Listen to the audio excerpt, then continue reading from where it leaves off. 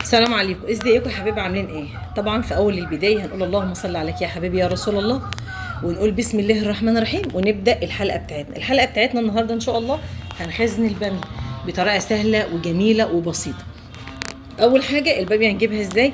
طبعا ما تبقاش كبيره، احنا هنجيبها متوسطه، لا كبيره قوي ولا صغيره قوي، يعني هي طبعا انت لما بتروح تجيبيها بيبقى فيها كبير زي ده كده، فيها كبير وفيها الصغير وفيها الصغير خالص. طبعا هي احلى نوع بيبقى ده، اللي هو ده كمان، ده بيبقى حلو قوي. ليه؟ ده صغير بيبقى جميل. طبعا هتجيبيها وتقرنيها، يعني ايه نقرنها؟ يعني نشيل الجزء اللي هو مش مستحب فيها، اللي هو ده كده. تمام اهو. كمان واحده نعمل لكم اهي.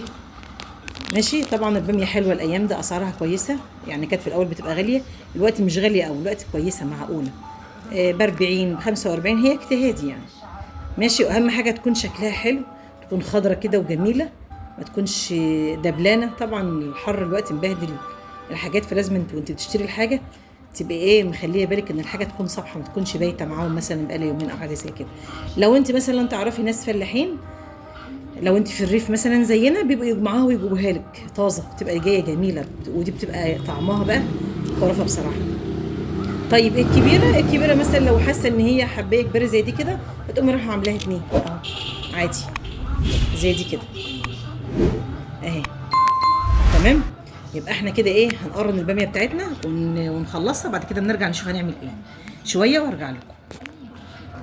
الباميه بتاعتنا هنعمل ان شاء الله حاجه جنب الباميه، بس اما نعمل الباميه الاول وبعدين نشوف هنعمل ايه. اول حاجه هنحط معلقه ملح. ماشي. ده الايه، ده للباميه.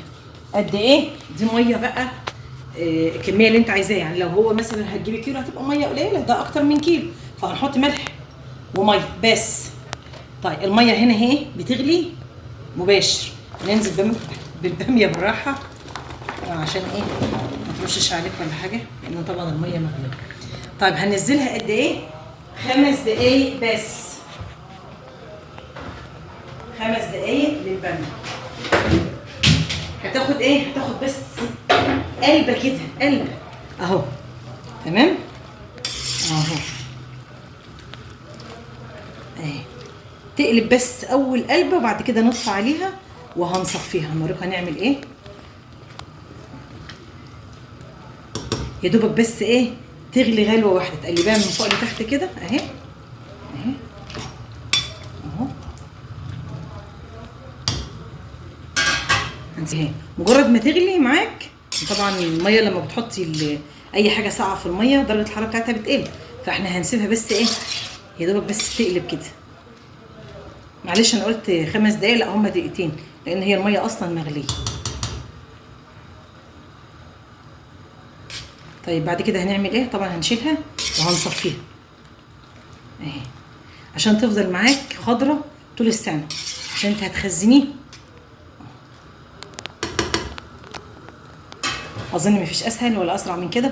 دايما احنا بننقل لكم الحاجات السهله، انا ذات نفسي بحب الحاجات السهله، ما بحبش الحاجات اللي فيها تعقيدات. اللي داخل على القناه الجديد حابه اشكره، اعمل لايك واشتراك وفعل زر الجرس عشان يجيلكم كل جديد من قناه أميرة حسن. طبعا هي خلاص بتغلي اهيت، لو بصينا هنلاقي الميه بتغلي، فهنشيلها. هنقلب كده كمان اهو، من فوق لتحت كده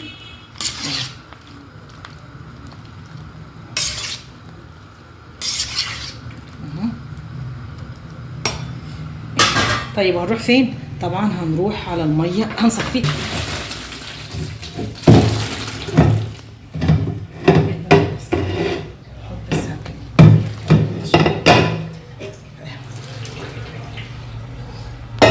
طيب في هنا ايه، هنا معانا ميه بتلج.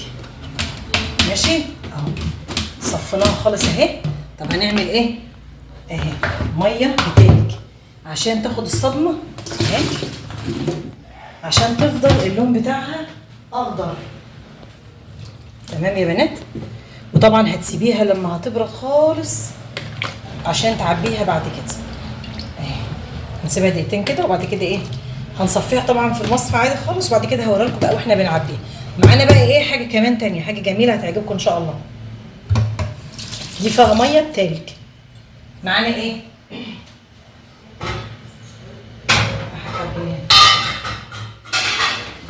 قلنا واحنا بنعمل الباميه بقى هنعمل معاها حاجه كويسه وحاجه حلوه. هنعمل ايه؟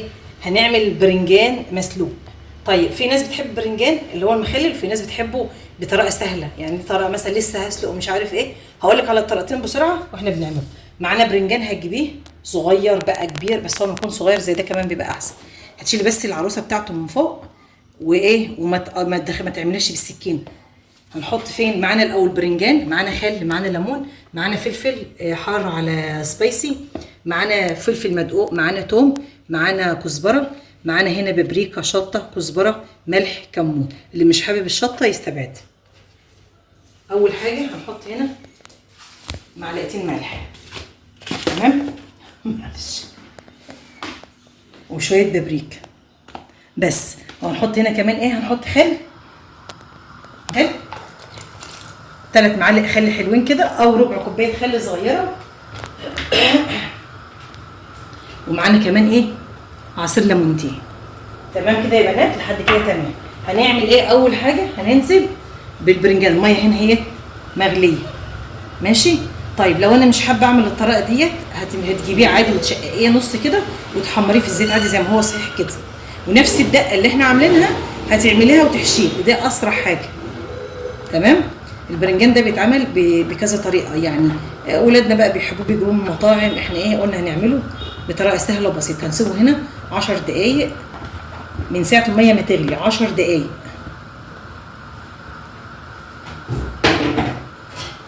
اهو، ماشي. هنغطي عليه وهنسيبه 10 دقايق، وبعد كده هنشوف هنعمل فيه ايه. ملح وخل وليمون بس، وبابريكا. لو انت حابه تحطي فيه بنجر وهو بيتسلق حطي، لا انا هعمل كده بس، هستكفي ايه بالتوابل ديت وخلاص. هنغطي عليه 10 دقايق وبعد كده ارجع لكم.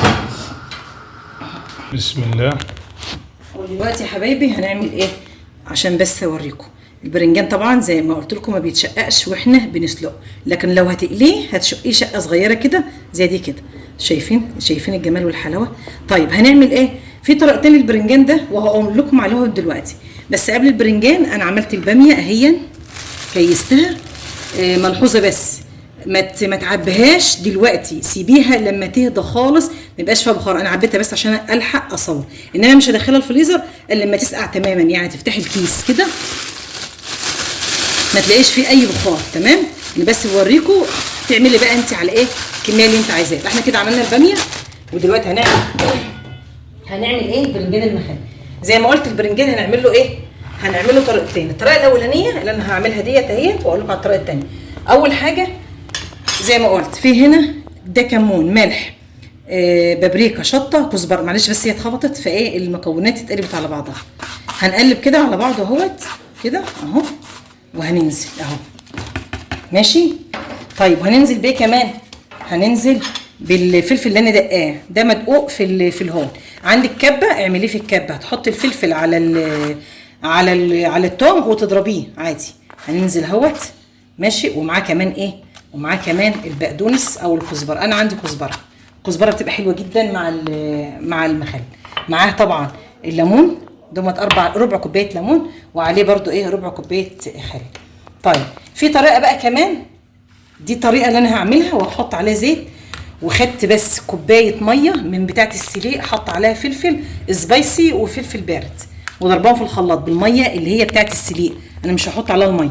طب لو انت مش حابه تعملي كده وعايزه تحط عليه ميه السليق، يبقى الميه انا مجهزاها اصلا، هوريها لكم اهيت اهي. هتسيبها بس تهدى شويه تبقى دافيه، وبعد كده هتحط فيها الخل. هي فيها خل وفيها ليمون وفيها، هتحط بس ايه الضرب اللي انا ضرباه في الخلاط ده عليها وتحدقيه بس، مفيش اكتر من كده، وعليها شويه زيت. اما انا بقى هعمله بطريقه مختلفه، طريقه سهله جدا وسريعه وحلوه. يعني انا قلت دلوقتي هشتغل على طريقتين. الطريقه اللي هي ايه اهي، هتجيبي دلوقتي اي حاجه حطينا، ماشي. هتحط ايه زي ما قلت ربع كوبايه ليمون، وعليها ايه ربع كوبايه خل، وديت كوبايه مضروب فيها شطه اهيت بملح، علشان البرنجان يبقى ايه ملح. وانا حطيت هنا برده ملح، انت هتدوقي بقى تشوفي الملح اللي انت عايزاه. خلاص هنستبعد بقى خلاص الملح دلوقتي. زي ما قلت الملح ده راجع لك انت. اول حاجه هنعمل ايه، هنمسك البرنجان زي ما قلت بالسكينه كده، مش للاخر يعني، تاخدي من عند البوس كده ايه كده اهو. ماشي، هنقول بسم الله وهنعمل ايه اهو. دي الخلطه عليها خل وليمون وفلفل وشطه وكزبره وبابريكا. تمام يا حبايبي اهو. اظن بقى ايه الجمال والحلاوه ده اهو. ماشي، انا هعمل بس كده 2 3 معاكم وبعد كده ايه بصوا كده شوفوا يا حبايبي اهو. يبقى ايه صغير ما يبقاش كبير يعني، ده اللي كان مع الست بقى وانا بجيبه يعني. كل ما يكون صغير زي دي كده بيبقى حلو قوي. هنحط كزبره ناشفه وكزبره اللي هي المطحونه اللي هي الناشفه، وبعد كده هنحط عليها كمون وبابريكا وشطه. ما انتش حابه الشطه خلاص براحتك، وفلفل مدقوق. هخلص بصوا كده يا حبايبي اهو اهو. هعملها بسرعه وارجع لكم عشان ما اطولش عليكم الفيديو. كده يا حبايب قلبي انا حدقت اهو بسرعه. اظن مفيش اسهل ولا اسرع من كده. عايزه تحطيه زي ما قلت، شوفوا الجمال والحلاوه. عايزه تحطيه في برطمان حطيه في برطمان عادي جدا مفيش اي مشاكل. انا هحطه في ده لان ما عنديش برطمان حاليا دلوقتي، او علب زي ديت. العلب دي كلها موجوده عندنا في البيوت، بيجي فيها جبن وحاجات زي كده، او انزلي اشتريها من اي عطار هتلاقي عند او من بتاع السوبر ماركت. طيب هنعمل ايه؟ انا زي ما قلت ممكن تحط الميه اللي احنا سلقناها فيها اللي فيها الخل والملح، هتملحيها وهتضربي نفس اللي انا عملته، قرنين فلفل حامي على بارد بشويه ميه بتاعه السليق. اعملي شفشق بقى بدل ما انت هتحطيه في قلب الميه بتاعته، وضيفي عليها الميه لحد ما تغطيه، وبعد كده اقفلي عليه. ممكن تحط عليه فلفل كمان من اللي بيحرق. انا بقى مش هحط الا حبه صغيرين بصوا كده اهو. وعلى فكره هيبقى كتير برضه اهو. شايفين الفلفل ده؟ بصوا كده يا حبايبي اهو اهو. بصوا كده شوفوا الجمال والحلاوه. ايه رايكم بقى؟ اظن شويه فلفل بتاع برنجان مخلل. بصوا اهم حاجه بقى في البرنجان الزيت.